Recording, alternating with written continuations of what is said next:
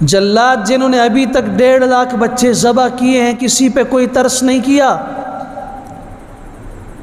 اللہ نے ان کے دل میں رحمت اور شفقت اور مودت بھر دی۔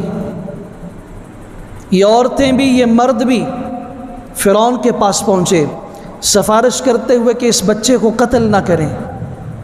سبحان اللہ، جہاں سے حکم صادر ہوا ہے، اللہ کا غیبی قانون دیکھیے، اس دشمن کی بیوی کہہ رہی ہے وقالت امرأة فرعون قرۃ عین لی ولک، یہ بچہ میری آنکھوں کی ٹھنڈک بھی ہے، آپ کی آنکھوں کی ٹھنڈک بھی ہے، آپ اسے قتل نہ کیجئے۔